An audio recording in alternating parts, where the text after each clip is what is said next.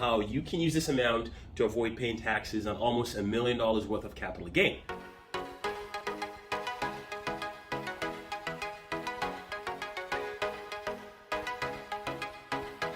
Welcome guys, it's Siembe here from Tax Talk. And on this week's episode of Tax Talk, I'm going to be talking about the lifetime capital gain exemption amount and how you can use this amount to avoid paying taxes on almost $1 million worth of capital gain. Okay, let's get right into it. So first of all, what is the lifetime capital gain exemption amount and how can you go ahead and use this to avoid paying taxes on almost $1 million? Well, the lifetime capital gain exemption amount is available to you when you sell the shares of a qualified small business corporation or a farming property or a fishing property. Now, the amount that's available to you will differ based on what kind of property you sell.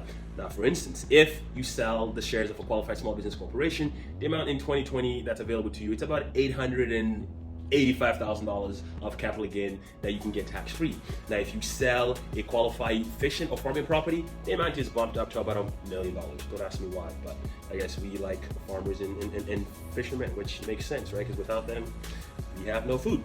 Now, what is the criteria that must be met for your shares of a small business corporation to be qualified as a qualified small business corporation? Well, there are 3 tests, and I'm going to read them and then I'm going to break them down to you so it makes sense to all of us.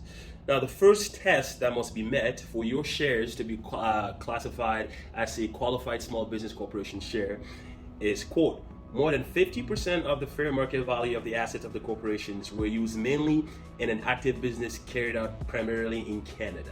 Now, what does that mean? Well, that means that most of the assets in your business, let's say for instance you own a convenience store, right? It just means that most of the assets in that business were used mainly to carry out that business in Canada in an active manner. The second test that must be met is your quote, you've owned the shares for the preceding 24 months prior to selling them. Well, that one is fairly simple to understand. It just means that you've owned this business or the shares of this company for over 2 years. What they're trying to avoid here is situations where you just buy a business and try and sell it to make a profit. If that's your intent, you have to hold it for at least 2 years or 24 months. And the last one here is, quote, at the time of sale, 90% or more of the value of the business assets were used for carrying on an active business in Canada. Now, this last one here is important because unlike the first 2, this last one here is a test at a point in time, right? As it says there, at the time of sale. So with the day you sell the business, 90% or more of the value of the business asset were used to carry on an active business in Canada. Again, it just means that 90% of the business active assets were used to carry out that business in Canada. It just means that you can't have a business that's overseas or in a different place, right?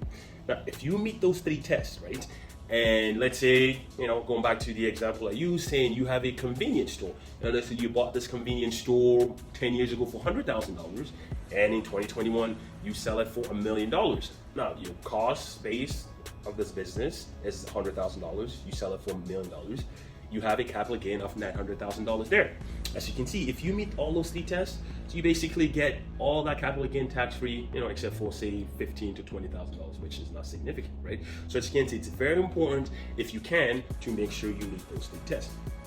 Now, what happens if for some reason you don't meet those tests? Are you doomed? Well, no, the answer is no. There's this thing called a purification, that it's a term that's used in tax and accounting to get your business ready for sale. So let's say you fail the first test, where the one that says more than 50% of the value of the corporations were used mainly in an active business carried out primarily in Canada, right? So let's say you have this business and you have a bunch of passive assets. So assets that you don't need to carry on the business, right? So let's say you have a bunch of investments. So you have a 5-year locked-in GIC amount that you don't need to carry on your day-to-day business. Well, one thing you can do is you can remove that GIC from the business. So you can remove that, transfer that to a related company, right? And by doing so, you would then put yourself on side with that first test and be able to qualify to take advantage of that almost that $880,000 worth of capital gain exemption amount. Let's say you don't meet the 24-month preceding test. Well, that one is simple to take care of. You just have to wait for 24 months, right? So let's if you bought the business 18 months ago, well, unfortunately, if you sell it on that 19th month, you will not qualify. You just have to wait and sell it on the 25th month, and then you'll be able to take advantage of that lifetime capital gain exemption amount. Now, again, in summary, as a Canadian, we have access to about $1 million or $880,000 worth of capital gain that you can get tax-free, depending on whether or not you sell the shares of a qualified small business corporation or a farming or fishing property, right?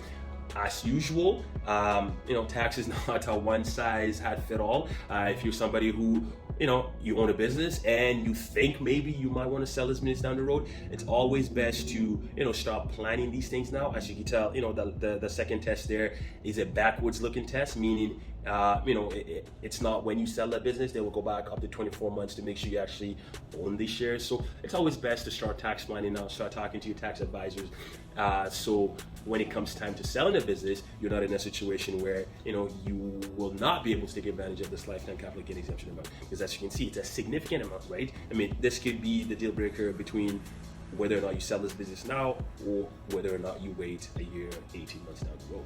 So as always, if you have any questions, comment below or send me a message and I'll answer it directly for you guys. Thank you very much and have a wonderful day.